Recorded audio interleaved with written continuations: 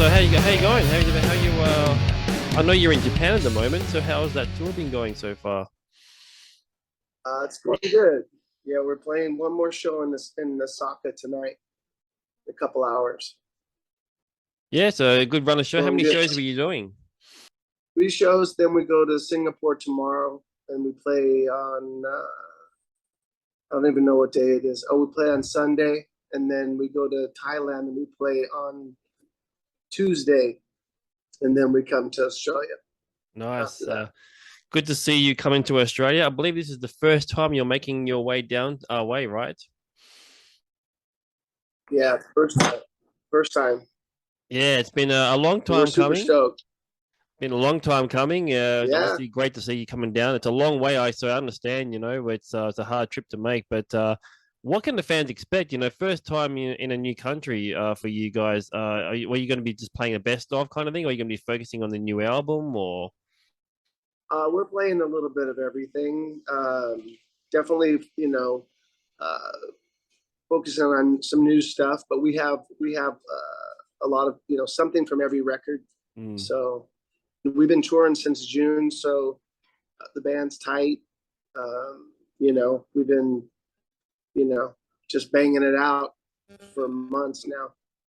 Yeah, it's obviously been a crazy couple of years, and I know you dropped your latest album in the middle of the whole pandemic and stuff. So, what does it feel like to sort of be back on the road again now?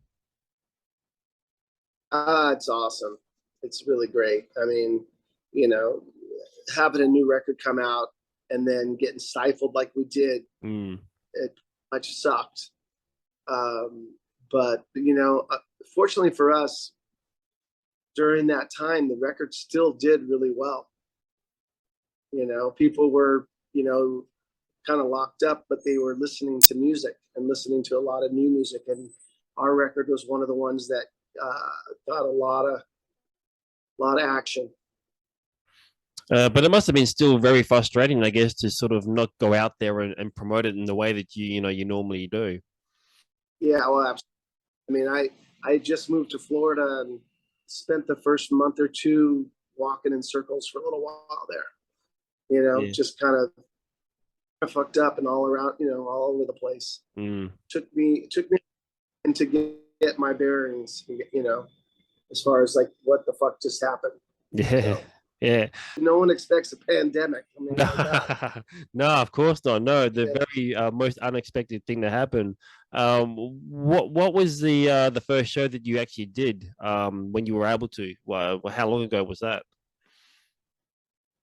I think it was June 1st.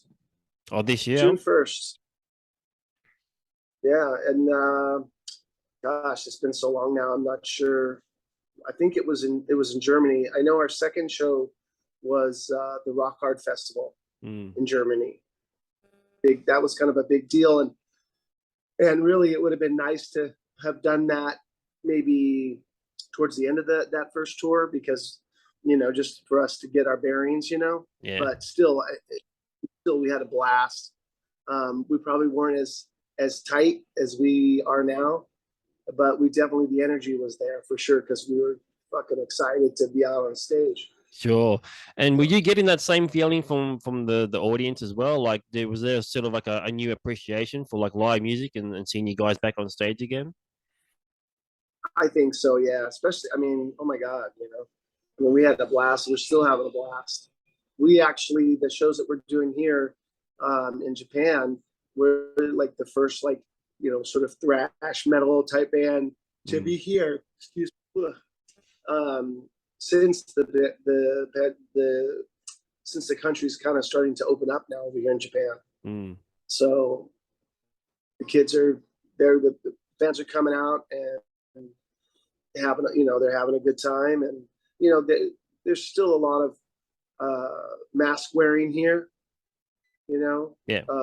It's kind of a familiar thing anyway, but I think it's still, there's still that, the COVID thing is still prevalent here, and people are still being careful, Mm. which is a good thing.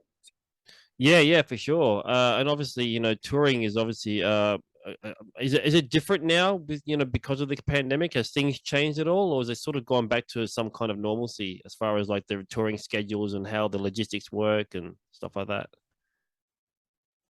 Well, I mean, it started off everything with, you know, having to be vaccinated before you could travel Mm, abroad, and that's starting to open up. They're pulling those restrictions now.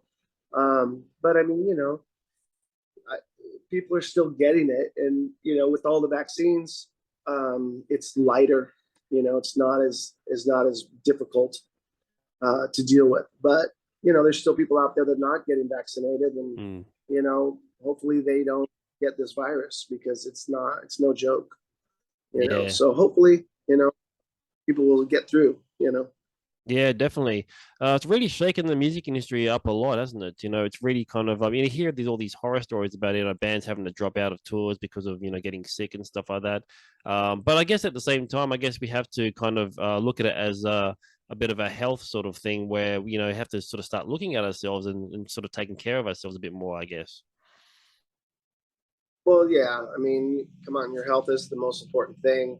Um, Unfortunately, it was so politicized that Mm. you have a lot of people that they're on this side of things, and they're on that side of things, Yeah. and getting everybody on the same page has been difficult, I think, globally.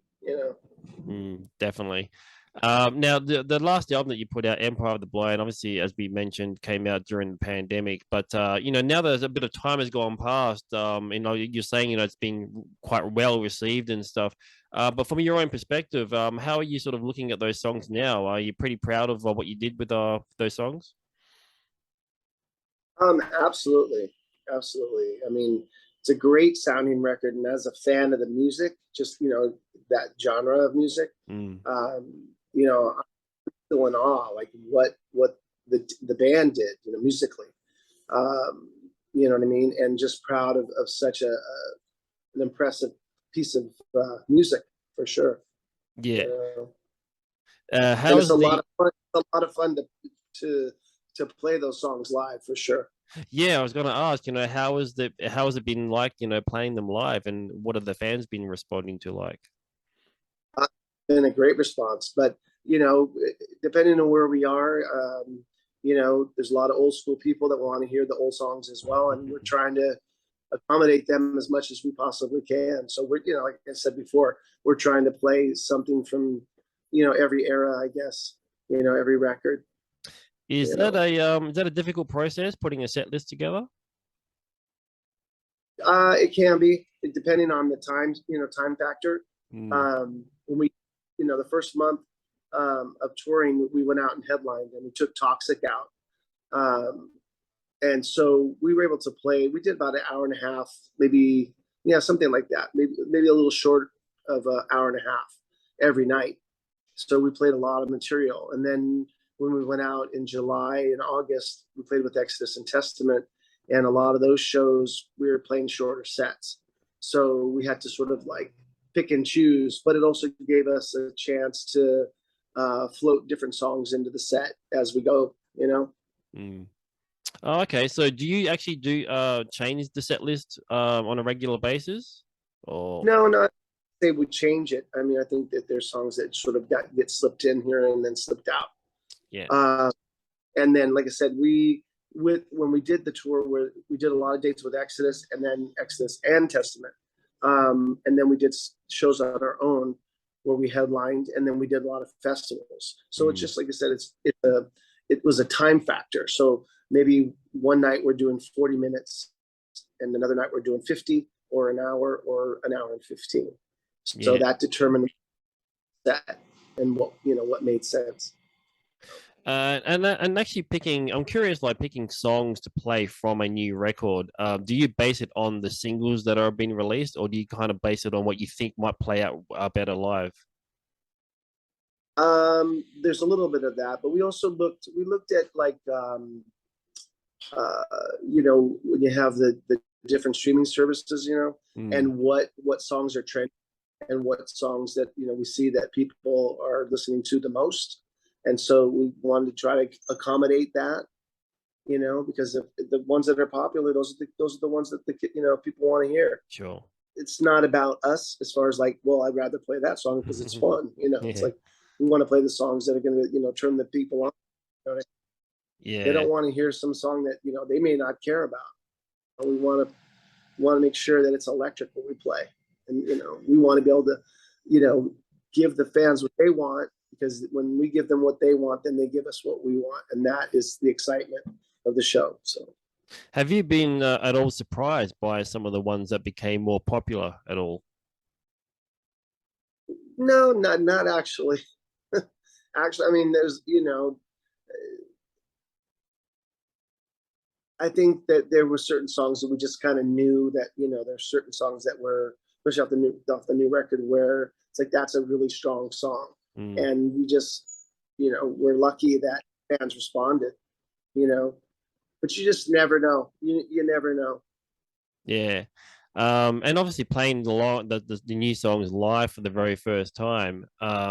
What is that like? Do you kind of know immediately, like, oh, this is going to work or it's not going to work at all? Or I mean, is that all sort of happening in rehearsals and stuff? No, it happens when we're playing live. It's you sort of see how things go. Mm. There's a couple songs where we played a few on the tour. It's like, well, that's not really uh, not that it's not going over, but it's just the energy is not there or whatever. And we'll sort of feel that out, and we'll pick and choose from there. It's been a process the whole time, the whole tour. Mm. Where we want to find the ones that are really going to work live. And it's funny. There's old songs that, like Goblin's Blade off of Breaking the Silence, Yeah. which has been a crowd pleaser the entire tour, and it's been kind of funny because it's the one where like the pit breaks out. It's like, wow, that whole song. Yeah. Whoa, and it's I mean, every time. So it's a lot every set, because that one gets a great reaction every night.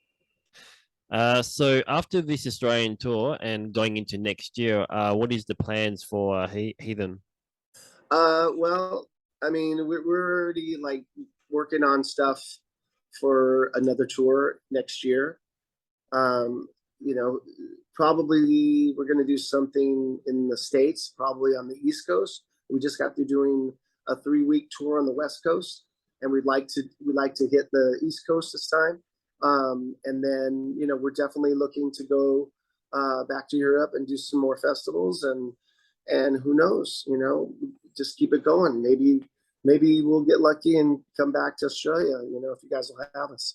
Oh yeah, we'll definitely have you. We don't get enough thrash metal down here, to be honest. Oh, okay. Well, this is a good test for us, and you know what I mean, to see how it goes. And like I said, if we do our job, hopefully you guys will have us back. Do you have any last words for the Aussie fans before you come down under? Well, we're coming. We're going to be there really soon, and we are super stoked to be there, and we can't wait. Well, look, thanks for your time, man. I really appreciate it. And hopefully the tour goes with a bang and you have a good time. And we'll hopefully see you back again in the future as well. So thanks, man. It's been an absolute pleasure chatting to you today. Oh, thank you so much. I appreciate it too.